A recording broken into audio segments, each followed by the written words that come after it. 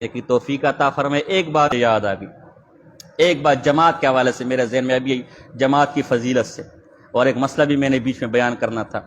نبی اکرم صلی اللہ علیہ وسلم فرماتے جب کوئی آدمی وضو کر کے آئے گھر سے نماز کی نیت سے، ہر قدم پر ایک نیکی ملتی ہے اور ایک گناہ معاف ہوتا ہے۔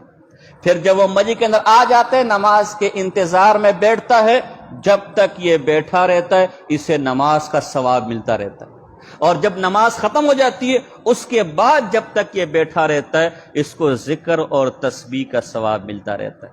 اب ذرا یہاں پہلے بھی میں نے واضح کیا تھا، ابھی بھی واضح کر رہا ہوں، مولوی صاحب بھی، امام صاحب بھی انسان ہے، وہ کوئی مشین نہیں ہے۔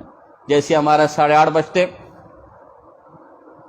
پتہ نہیں مولوی صاحب کہاں چلے گئے، پتہ نہیں کہاں۔ اللہ کے بندے، مولوی صاحب لیٹ ہو گئے، آپ کو تو شکر ادا کرنا چاہیے کہ آپ کے ثواب میں اضافہ ہو رہا ہے، آپ کو نماز کا ثواب مل رہا ہے۔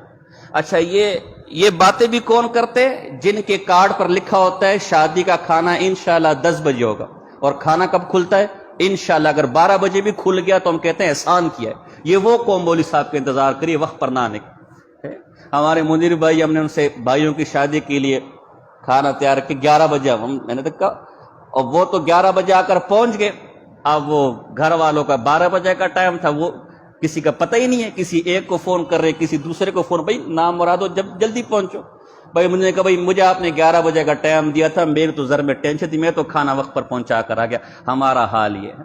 مولوی صاحب آپ نے وقت کی پابندی کرنی ہے، عصر کے بعد نکاح ہے، مولوی صاحب بیچارہ نہ عصر وہ زور میں پہنچا ہوئی کہیں نکاح قضا نہ ہو جائے، عصر کے بعد بھی کہا ہے، وہ دولہے والے تو ذرا مغرب کے بعد نکلیں گے، مولوی صاحب ذرا جلدی آ گئے۔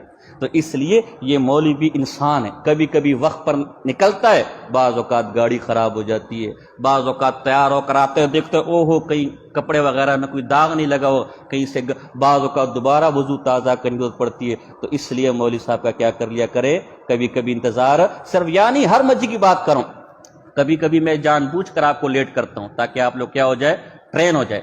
تو انشاءاللہ جس دن آپ نے یوں دیکھنا بند کر دیا نا، اس دن میں وقت پر نمازیں پڑھنا شروع کر دوں گا، بالکل فکس۔ کبھی کبھی 1-2 منٹ کیا کر لیتا ہوں، اسی لیے جب آپ اس مولوی کو جس دن انسان سمجھ لیں گے نا کہ انسان ہے، سارے مسئلے حل ہو جائیں گے۔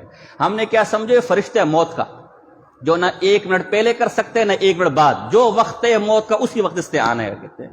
تو اس لیے یہ بھی آپ ہی کی طرح انسان ہے، آپ ہی میں پلا بڑا ہے، جو کھانا آپ کھاتے ہیں وہ یہی کھاتا ہے، جو کپڑے آپ پہنتے ہیں وہ یہی پہنتا ہے، جس آسمان کے نیچے آپ سانس لیتے ہیں، بس فرق یہ کہ آپ نے کام دھندوں پر ذرا توجہ دی ہے اور اس بیچارے نے ذرا دین پر توجہ دی، تو دین کی باتیں تھوڑی اس نے سیکھ لیے۔ تو اس لیے اس سے بھی کبھی کمی کوتاہی ہو سکتی ہیں۔ مؤذن صاحب کو ایک دفعہ میں نے کہا میرا کبھی انتظار کر لیا کرو، لیٹ ہو جاؤ تو ذرا آنا ہوتا ہے۔